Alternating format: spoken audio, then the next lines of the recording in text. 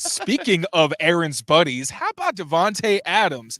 Didn't do a damn thing against Christian Gonzalez. When Gonzo was asked about the matchup after the game, it felt like he was trying to be diplomatic because he was like, we got the win. We got the win, which is translation for I put the clamps on that boy. What do you mean? What did I think of the matchup? What did you see about I respect him because he's Davante Adams, and I don't want to speak ill of my elders. But I pitched a fucking shutout today, which is what Gonzo did. He didn't give up anything, about it. And here's Gonzalez talking about some stuff. We have him here at the podium, in addition to responding to a big win from all that went on this week. Played soft, and you guys came back, had a team meeting.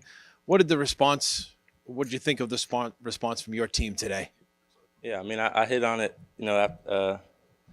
earlier in the week. I mean, he said it, but I mean, that wasn't something he ain't say to us first. I mean, it's not, nobody took it personal. It's a challenge, So I mean, we came out and did what we had to do. Would you assess your performance in the game? Man, we won, man. We won. There it is. We won. Yep.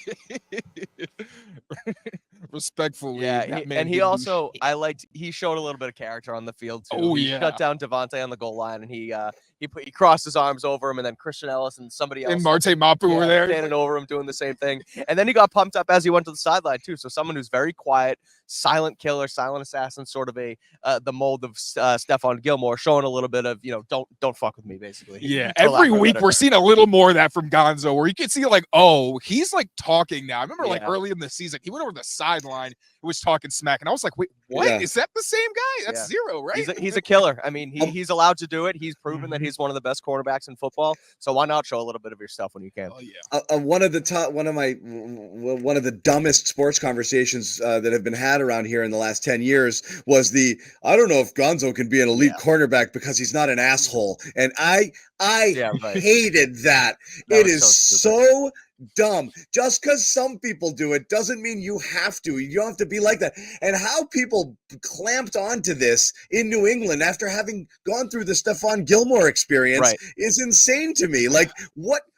It was such a dumb narrative. And like, I don't care if he starts to talk or starts to get confident. What you care is just shut him down. And that's what he does on a pretty regular basis. And he's so confident in his ability, his technique, and his recovery speed, pretty much everything. He's just, I got this. And he's got that perfect number one corner at it. Is he going to win every battle? No. You saw Stephon Diggs beat him on a couple of balls, and you had the Seattle game with some up and down moments as well. But Ryan Thomas Jr.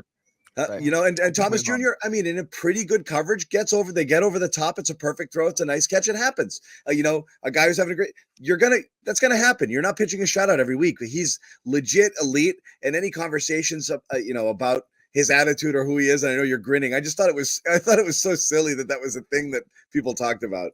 Well, there was that. And then there was also he had an up and down training camp his rookie year, played 4 games, outstanding, shut guys down, rookie of the month. Then he gets hurt. He comes back, has an up and down training camp again. It's like, well, is this guy just not a good player? It's like, no, he's a freaking gamer. He's a baller. He's going to get out there. He's going to show you the F up. And he's done it for, the first half a dozen or dozen games that he's played in the league. That's why we avoided that talking point like the plague this summer. I was like, you're not going to catch me buying into the stock that Christian Gonzalez is bad because he's not performing well in training camp practice. Like, even also honestly, Coach White did acknowledge that Gonzo wasn't playing as well as he expected. He was like, wait, what's going on? And they had to talk, and I think it was just something with Mike Pellegrino, and like they were working on things. So that so to be fair, I have to, Coach Flight did acknowledge, his coach, that, even I was a little like, what's going on exactly? But, don't question Gonzo. Like last year, I remember people were saying, oh, it's just a small sample size. Like, I don't know if it's good. I was like, no.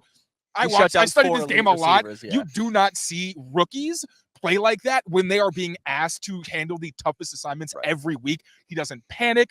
He knows that he's the best athlete on the field. Like when I asked him about DK Metcalf, I remember it was like, are you going to get physical with him? Are you going to out athlete him? I was like, he's like, yeah, I can pretty much do whatever I need to. Yeah. Like, no, you're it's right. It's a great position to be in, to be, to have the size, to have the strength, and to be able to, to have the agility, the hips, the speed. There's really nobody you can't cover. You've had Patriots lockdown cornerbacks in the past that there's sometimes it's like, well, he doesn't have the foot speed to stay with like a Tyreek Hill, so he's going to play on the number 2 guy. We're going to put over the top help on the fast guy. That's not the problem with Gonzo. Can lock down any person. I am almost surprised that Adams was his primary assignment. I'm not sure he got primary. We'll look at it after, but I feel primarily he was more Adams than anything else. And I'm looking at that team, and I'm sorry, I'm looking at Wilson as the tougher matchup. Garrett Wilson's awesome. Yeah. And so I going into question it. that. Oh, sorry. Yeah. No, so going into it, we were wondering, like, is Gonzo going to be on the boundary? Because last week, that's what he did, even with Brian Thomas Jr. He really stayed on the side of the field where you have the one-on-one matchup.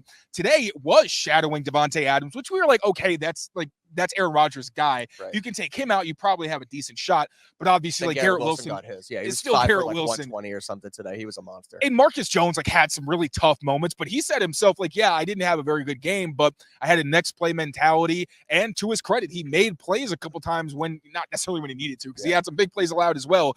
But it was interesting matchup in the punt game as well. Yeah, so that's what he brings too. It's not just the defensive side for him; it's obviously the special teams with Jones as well.